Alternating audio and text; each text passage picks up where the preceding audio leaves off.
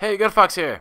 Today's video is a head-to-head match between the Steelers and the Ravens, old foes, as he takes it out of his end zone. Today's video was sponsored by a viewer who wanted me to say the following.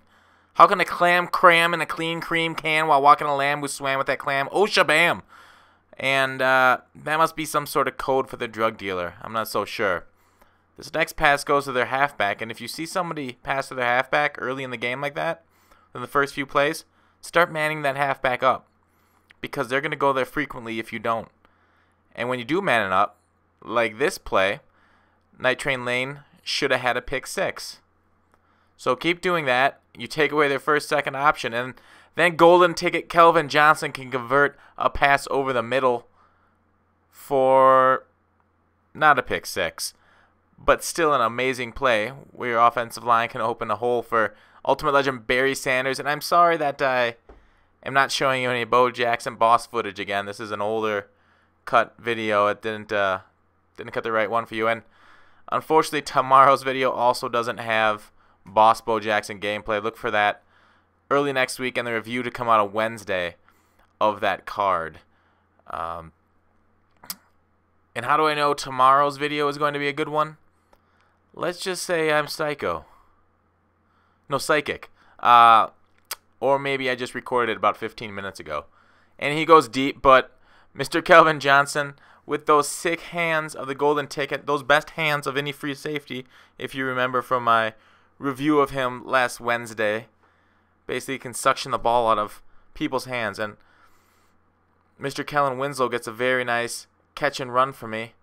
And a little side juke, but gets caught from back by the opponent. So we keep to the ground, and Ultimate Legend Barry Sanders does his little dance there. His little spinorama. So it's 3rd and goal, and what do? We glitch the heck out of it with Jimmy Graham jumping 10 feet in the air for the touchdown. I'm not so sure, is that cheese?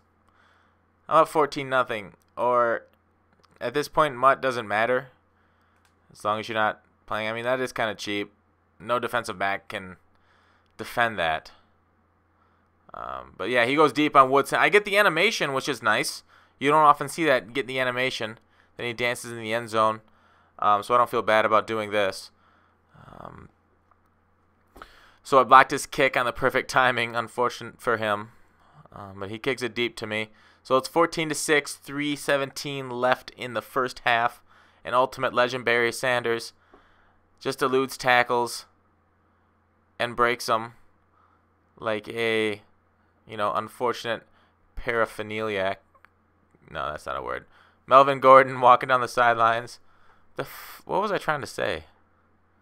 I don't know. Ditka dropping balls like a 5th grade class. And Mr. Reggie Bush caught it there on the outside.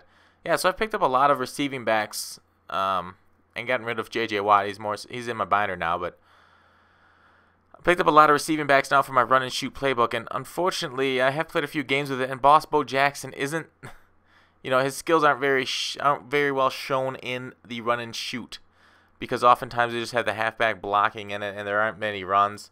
I quick hike it for the extra point because I don't want him coming around and blocking like I saw the last two he tried to, but was unsuccessful in getting to the line of scrimmage. Yeah, so I have these awesome wide receivers. And like I was saying earlier with Golden Ticket Kelvin Johnson, I've noticed those wide receivers that have those amazing hands oftentimes stop an interception from happening because the suction hands catch it as my Night Train Lane gets beat deep. And that's why I don't like him as a number 1 or number 2 corner, because he can get beat deep by those wide receivers, just a straight-up fly pattern.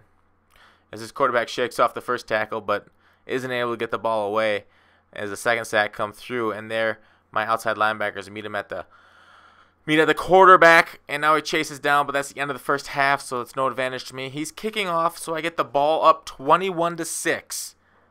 Pretty firm grasp of this game with Mr. Hester, the return molester, coming through with a fairly average return, and that Ultimate Legend Barry Sanders just makes plays for me in my offense. Here's a nice little screen I get. He gets caught. Well, that's Bush. Sorry, he gets caught and eventually tackled by the second tackle.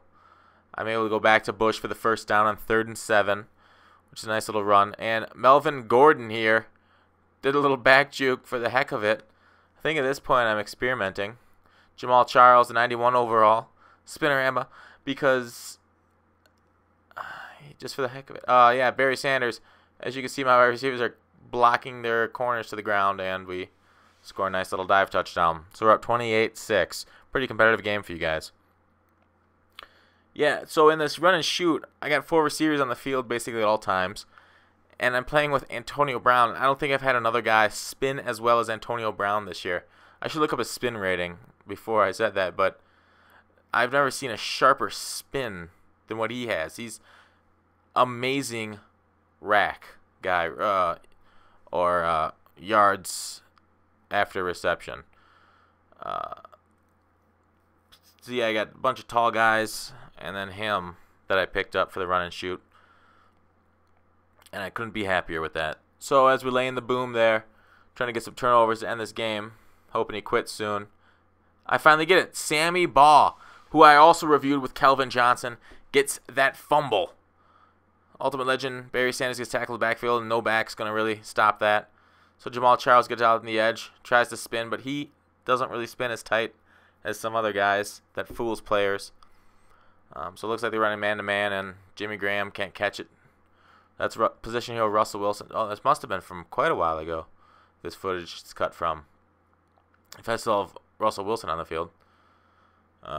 Yeah, there's Julius Peppers, his Ultimate Legend, making that play.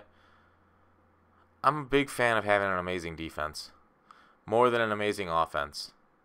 Night Train Lane finally redeems himself for getting beat deep all the time on those streaks and picks it off for me on that play. So here we go. Keep running the ball, try and run the clock down. Although it stopped there, running out of bounds. Melvin Gordon punishing a run up the middle. 2:08 left in the final quarter. Sanders comes up a yard short, and we pound for it for the first down. Melvin with a tight spin to juke him out. Sanders tackled in the backfield again. 2nd and 10, little pitch, fake fullback, and we get 5 yards. So 3rd and 5, throw the slant, don't get it. I kick the field goal. Now, is kicking the field goal rubbing it in, or is going for 4th down rubbing it in? What should I have done there? Let me know. I think kicking the field goal is rubbing it in. I'm pretty sure. Either way can be construed as rubbing it in. Going for it on 4th down for the first down or a touchdown there would be rubbing it in. But so you just run some normal plays and I sack them. 1 second left in the game. And this one's over. Thanks for listening. Thanks for being weird with me. And I'll see you tomorrow.